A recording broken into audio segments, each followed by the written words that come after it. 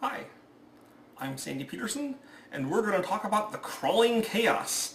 So first I'd like to mention that here is the final version of the map. So it's like all cool and you can see it. I don't think it's been displayed before. But if you look over here, we have the starting area for Crawling Chaos, the Plateau of Leng, or otherwise known as South Asia. So you get your gate there, covering up that beautiful blue symbol, and your 6 cultists, and that's how you start. Okay, your faction ability is that your units can fly. That means that when you move, instead of moving one area to an adjacent area, you can move 2 areas. So on this map, what this means is that from your starting area, you can reach every single location on the map with one move. So your cultists can fly from Leng to the North Atlantic, to North America West. Actually, they might not be able to North America East, but they can get almost everywhere with the areas. The point is they can get all over the place. So, and they can fly over areas. There's an enemy guy here. You can fly right over him and land in West Africa, and that's all cool. So that's a very flexible and useful ability. It really helps in the early game when you're setting up your starting gates, and and it also helps you get to people that are weak. If you see a vulnerable area like an abandoned gate, you can zero right in on it in a way that other factions only dream of doing. Okay, so your units. You have let's see, 10, 13, 14, 17 units, and here's what they are. Your 6 cultists, as always. Then you have 3 Night Gaunts. Night Gaunts roll 0 combat, cost 1. Then you have 3 Flying Polyps. These have 1 combat and cost 2. The Mighty Hunting Horrors, which roll 2 combat dice and cost 3. And lastly, there is Nyarlathotep himself, who costs 10 and is one of the simplest Great Old Ones to summon. All you have to do is have a controlled gate, you pay your 10, you pop him on the map. He's costly, he's expensive, but you don't have to jump through any kind of hoops, take off units, or move gates or anything. You just pay your 10, you got him. Okay, now Nyarlathotep's combat total is calculated by how many spellbooks you have plus how many spellbooks your enemy has. So over the course of the game, it gradually goes higher. The lowest his combat can ever be is 1 in the theoretical possibility that your only spellbook was the one you got for summoning Nyarlathotep. I've never seen that happen. Usually you have more than 1. And then the enemy, the more spellbooks he has, the more you have. So your maximum possibility is 12 if you have all 6 and he has all 6. And that generally happens every single game near the end of the game. So he rolls a pretty hefty amount of combat. And in fact, he is your major source of combat dice for your big attacks. So he's very key to your faction, not only because he gives you the combat oomph you need, and all his other monsters, the Hunting Horrors, the Flying Polyps, are sort of like supporting players, supporting units to him. He's like the star. And your spellbooks are designed so as to really take advantage of that too. Okay, so your spellbooks. Again, Nyarlathotep is a simple faction to play. He's straightforward. He's like, you have to pay through the nose for everything, but that's how it is being Nyarlathotep. So he has Nyarlathotep has special ability also, which makes him even better. Let's mention this. It's called Harbinger. And what happens if Nyarlathotep's in a battle where there's an enemy Great Old One, and that Great Old One is pained or killed, which is pretty likely since Nyarlathotep may be rolling 10 or 12 dice, then Nyarlathotep gets, even if Nyarlathotep himself is killed or pained, your faction gets half the power it costs to summon that Great Old One. So for example, if you have pained or killed Ithaca, who costs 6, you can get 3 power. Alternatively, instead of the power, you can get 2 Elder Signs. It's always 2, no matter how much power the guy's worth. So for example, if you're fighting the King in Yellow, who costs 4, you have a choice of either getting 2 power from injuring him, or 2 Elder Signs. And I think 90% of the time you pick the 2 Elder Signs, because, Elder Signs are cool. So Nyarlathotep likes to go prey on your Great Old Ones and steal their power and steal their Elder Signs. And when he's fighting cheap Great Old Ones, he generally wants to get the Elder Signs. Expensive Great Old Ones like Hastur, he may want to get the power, but, it's always a toss-up. So, back to our units. Ordering the spellbooks. So, first spellbook, as your action for a round, pay 4 power. This doesn't mean that you move 4 units or you summon something that costs 4. It means all you do is lower your power marker 4, you pay 4 power, then you get that spellbook. The next one is, as your action for the round, pay 6 power. Same as you just sit there, as your only action you say, I'm paying 6 power. It's, you get the thing. Now you do have the option, you can get both these spellbooks in a single round by paying 10 power. I've seen that done, I think, twice because the guy had an emergency to get the spellbooks right away. But usually you kind of pay it on the installment plan. One turn you pay 4, later on you pay 6, whenever you can afford it. So that's how those are. You just pay money, you get your spellbooks. Okay, next. He gets a spellbook if he controls 3 gates on the map. Okay? Now, he has an alternative to this because it's either he has 3 gates or he has 12 power in a turn. So if you have trouble getting gates because of the perfidy of your opponents, all you got to do is score 12 power. You may be asking yourself, how can I get 12 power if I don't have 3 gates? And the answer is, well, there's ways in Wrath of the Depth can do that, which we'll get into in a minute. Second spellbook is control 4 gates. If you control 4 gates, this may not last very long because usually people get pretty hip to not letting you have 4 gates, but you'd only have to have it for a second to get the spellbook. And of course your ability to fly around the map and hit almost everywhere makes it a lot easier to get those, steal those gates. And again, this has the alternate option of, instead of controlling 4 gates, you could simply have 15 power. Either of those would work. Okay, his 5th spellbook is Capture an Enemy Cultist.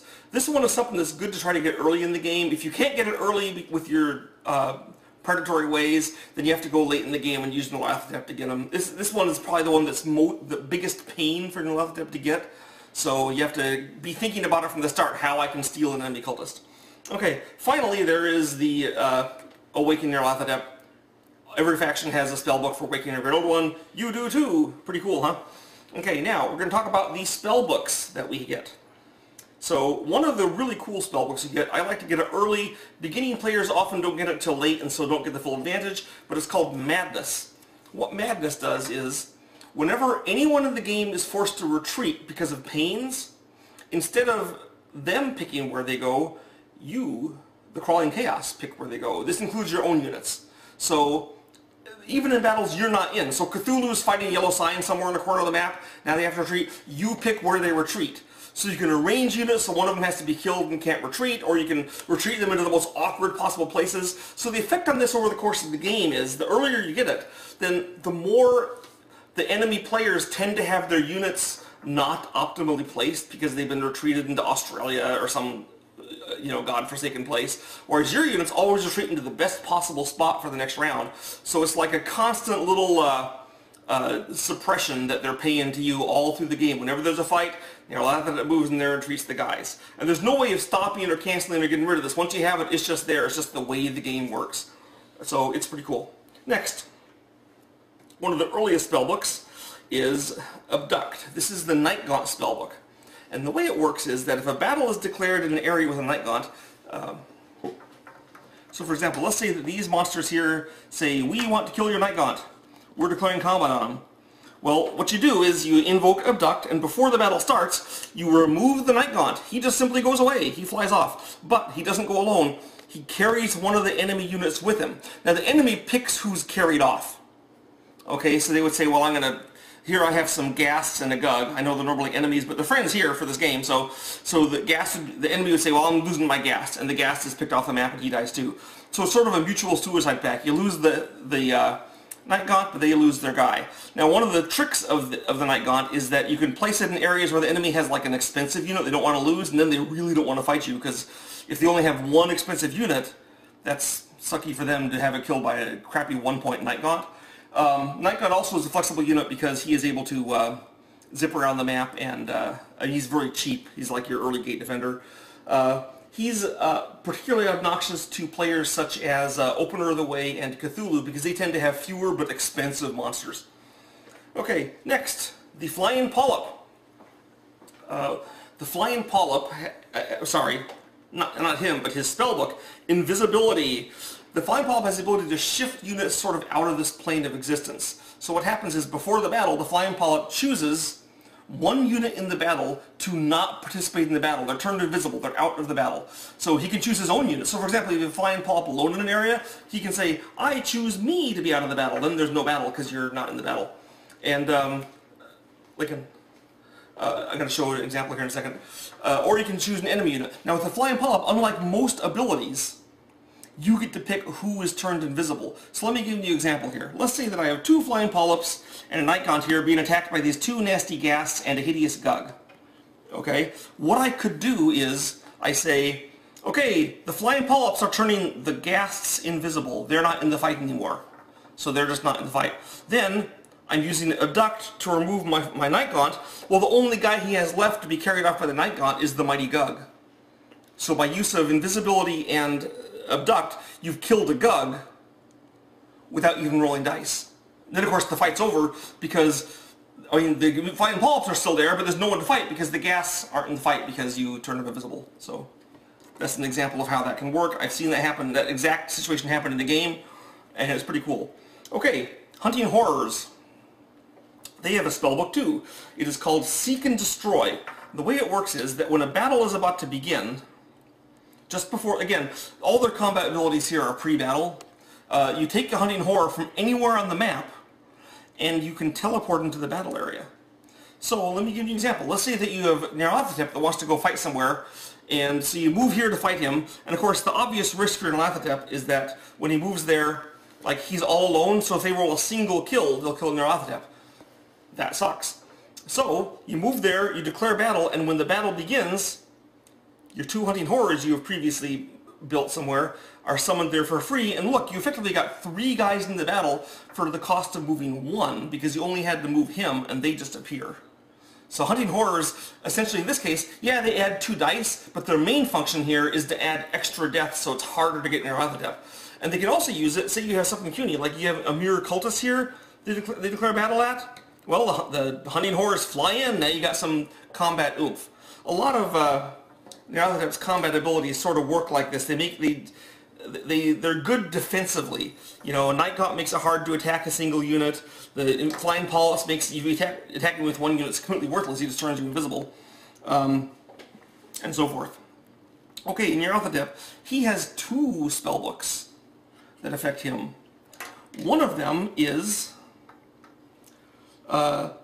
Emissary of the Outer Gods. This spellbook makes it so that unless he's fighting an enemy Great Old One, any kill result on Nyarlathotep becomes a pain. He can't die when he's fighting non-Great Old Ones. So in this fight against the Gugs and the Ghasts that I showed earlier, Nyarlathotep couldn't be killed anyway if he had that spellbook because, hey, they're not Great Old Ones.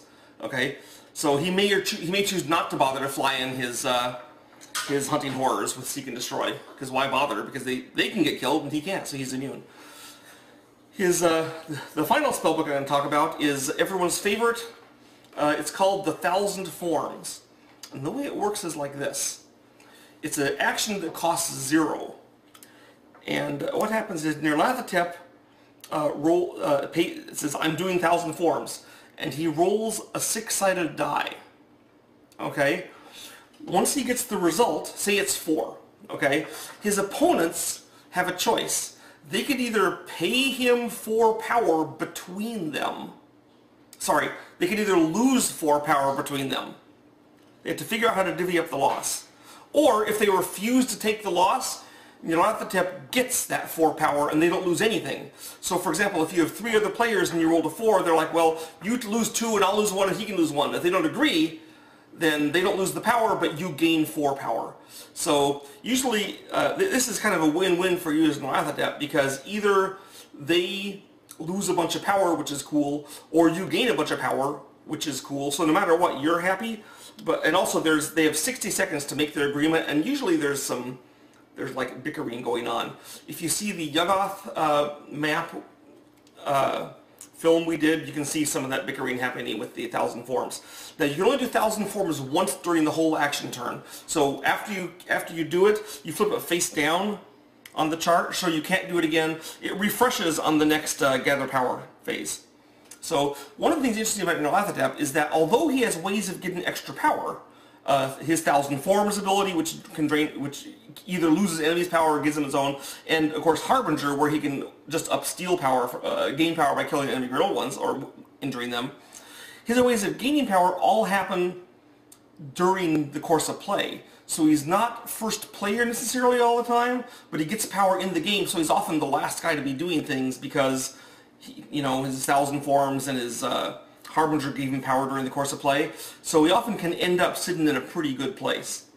Thousand Forms is one of the very best, one of the very most fun spellbooks in the whole game to do. I recommend it for its entertainment value alone. And that is an introduction to Crawling Chaos. Thank you.